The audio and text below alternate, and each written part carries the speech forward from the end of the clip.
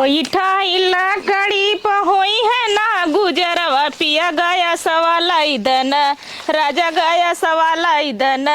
जट बरबई पट बुतई पिया गया सवाला इदन। ससुरा के कबो नैहर में सोचले ना रहे ना कि हम यहाँ लकड़ी पर खाना बनाओ गई। हम तो सोचे चलब ससुरे आराम से रानी बन के बैठल लब, यहाँ आके लकड़ी पर खाली संझा सवेरे दोपहरे चूल्हा फूकते फूकते करियवा करियवा बर्तन माजते माजते एकदम हालत खराब हो गल। ये बुढ़िया जब देखा तब बैठे लेखा देवरे के बिया करके छोड़ ले होगा ना। चलत ही छोटका जने के फोन करब कि अपन मेहर मंगईबा कि न मंगईबा। अब ना बूढ़ा से कह देब कि छोटका जने फोन कैले रहनी है जा अपन उनका मेहरारू मंगावा, और ना मंगैली बूढ़ा ना तो हम बताई इनके अगवाई देब का सुपम सुता के बिया कैले नहीं काउन कर माई करे रे का अम्मा तोर बनल कुछ की ना आई। ए अम्मा अरे राम अच्छा ये बतावा कब का सरसों काटा गई है तो ना ना कहबा अरे राम हो हैया होगा इनके बाई ढई ले मरू जई तो तबो कुछ कहा था करे नहीं कहती हमारा अम्मा इतनी निक का बाइन बेचारो थक के आइल बाइन इतना काम धंधा करत बाइन बड़ी लायकदार हो तब दे मुड़ कह देत बाऊ का करी रे बचवा उठी नहीं जात। ए अम्मा छोटका जने फोन कैले रहना है का फोन करे रहल कहत रहना है कि हम काल गाड़ी पकड़ लेब उनका मेहरारू कल ना कि मंगाओ बदे आवाज जरूर नाती है मेहरी बदे बउराल ना भगवती ले जाए यहाँ कहो कर लाने बिनिया परल बाटा कुल अताय बता पहले हम तो से निपटी ऊपर पर जाए उन्होंने तय रख नाती काबल हमसे का नहीं पढ़बू हम का कैले है ई बताओ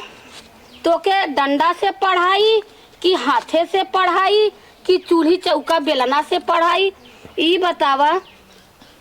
पिन लगा लेबू उठलाली काजल पाउडर कई लेबू। अच्छा ये बतावा तू हमार पीन देखा तो हमार उठलाली देखा तो हमार पाउडर देखा तो हम जब ही जवान है लगावे लगे तू बुढ़ाई में के है प्रदर्शन लगा के जालू खेते में दिखाओ बदे। अब हमार बुढ़वा सरसों काटत हम छोड़ के आए हैं तहार बुढ़वा सरसों काटा था ना तो तोहरो बेटवा वीडियो कॉल रोज राती के फोन करला रोज दिखाई ला यो सोच ले है आग धैजा जर जा वीडियो कॉल में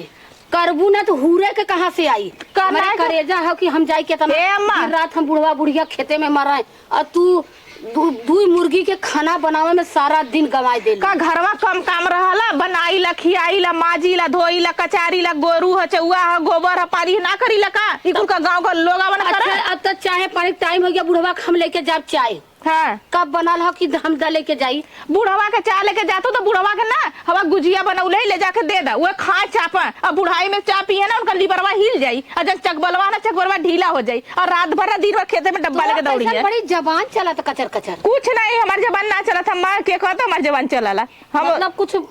आगम से चला था कि मतलब बहुत खैले मोटाई के नाते चलत ना ही खैले का पाचर हो गए। अच्छा हम नहीं बुढ़ाऊ के करे बुढ़ाऊ दिन रात बिचारू हमार बुढ़ाऊ दिन भर सरसों खेते में काटत वही कमन ना हो कि बूढ़ पुरनिया हो के काटत हैं हम किचकिचैलन है उठाई लेलन है हसुआ मारा बदे कि मार दे जो हमें खर मारे के लेके आओ हम आवत है तो यहाँ चूल्ही में बज्जर पानी ना आए हो कब तैयार करबू कब हम लेके जाब। अच्छा ये बतावा हम ले जाते बाबू के हम दे देवा अब बुढ़ाऊ तो मान लो वहाँ झगड़ा कैले है नौकर भौजाई से उनके चाहता दहेज और न चाहिए तो आई कैसे ऊपर पर आ जाए काहिक ना देले काहिक ना दे ऐसा ना तोहार बेटवा अगर न जेबू ना तो तार बेटवा इधर उधर कुल मुंह मारा लगी यो सोच ले हमार बेटवा इतना फालतू ना है जानी तो नाने की ना है हे अम्मा हमार सोच तोर गलत है तो सोच बे सब गलत है। अच्छा ये बताओ पहले हमार बेटवा इतना रही सब घुरी बुढ़िया अपने आगे के जोदबा ना करला बुढ़िया रे गंदी हरकत अपने पास रख। अच्छा ये बताओ पहले तो ठीक हुआ और तोहार बेटा हुआ जब तोहरा लगवा फोनवा करी तब तो जइबू तब तो मनबू हाँ, फोन आई तो हमार बेटवा कैसे जाए लड़की भैल का कैसे हम कहत है हमार बतिया ना पतिया था ना तब तो का समझ में आई आ जाए कम से कम घरे करी तब तोरे साथे साथे खेते में करब ना करबी तब करना करब। चल ठीक हम बुढ़वा बतिया ले तो बताऊ। हाँ बुढ़वा से बतिया ले बुढ़वा से जब देखा तो भौजाइन के ललकी पियर की देखल कराला ए देख तोर जबान चली ना तब सटा जब मैं बुढ़वा गलत समझबी। चला ठीक हो जा ना तोरे बुढ़वा का तू तार बुढ़वा दूध का धोवल है के सब खराब हुआ हरदम जैसे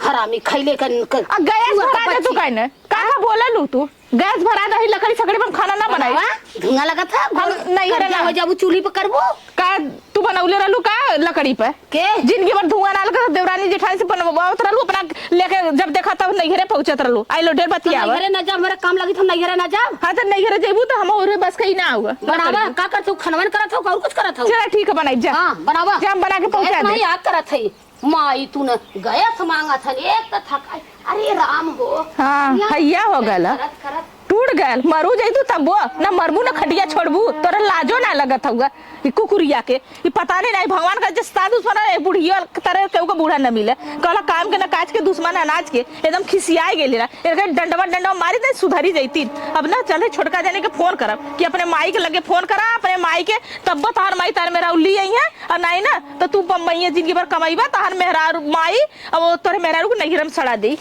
चली बहनी हम कुछ काम और